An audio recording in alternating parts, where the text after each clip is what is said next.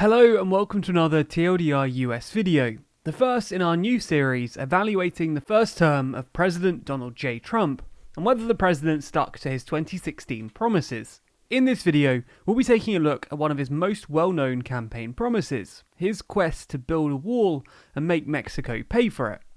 As with all of the videos in this series, we'll take a look at the initial promise, whether it's been successfully delivered, and the potential defense for why it perhaps hasn't come to fruition, as well as any future commitments made by Trump, and finally, what Joe Biden and the Democrats have had to say. Before we get into it though, if you haven't already, please consider subscribing to this channel.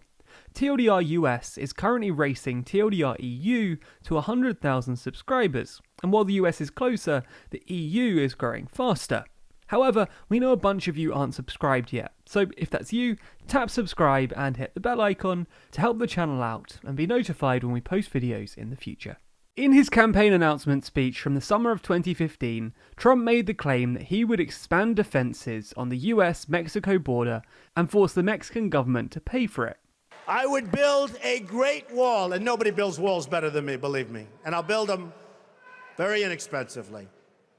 I will build a great wall on our southern border, and I will have Mexico pay for that wall.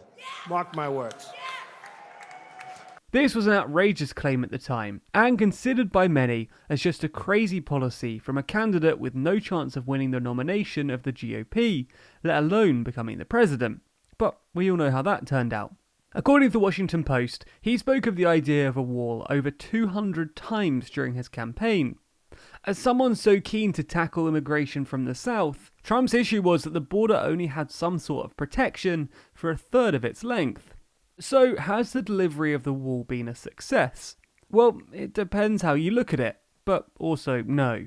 The LA Times reported that as of late June 2020, the Trump administration had constructed only 216 miles of border wall, the vast majority of which just being a replacement of existing defences built under previous administrations. They have set the goal of reaching 450 miles by the end of 2020, but at the current rate, it remains to be seen whether this is even possible.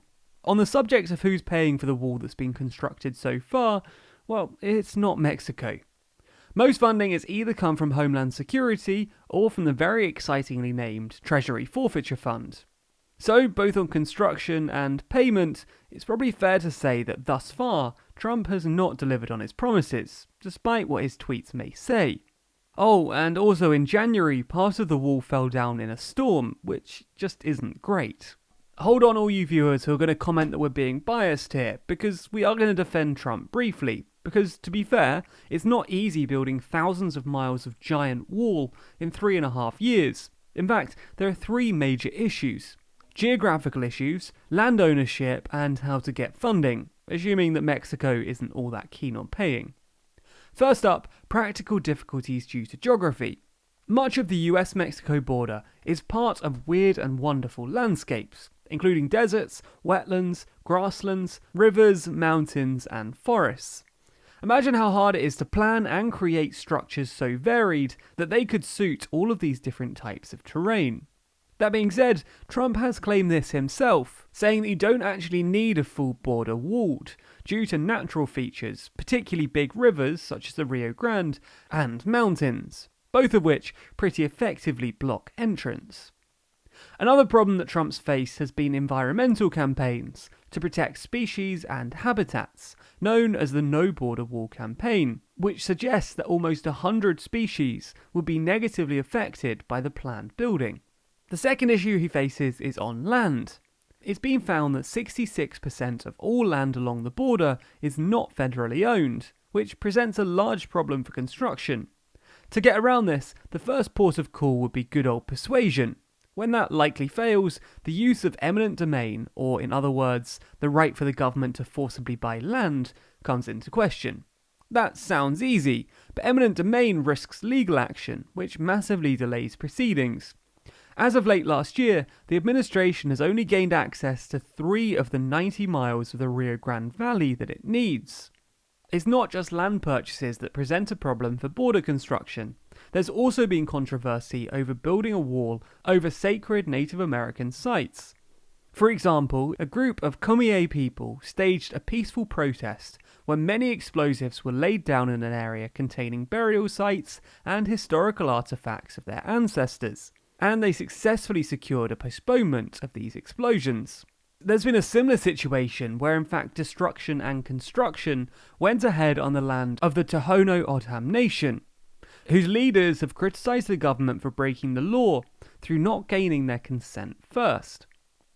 Funding-wise, if we ignore the Mexico paying for the wall angle, the Trump administration has found it very difficult to gain appropriate money. The US Congress has something called power of the purse, enabling it to have final say in taxation and the spending of public money, no matter presidential desire. Thus, due to opposition for the wall in the House and Senate, the administration has failed to gain what it wants and needs.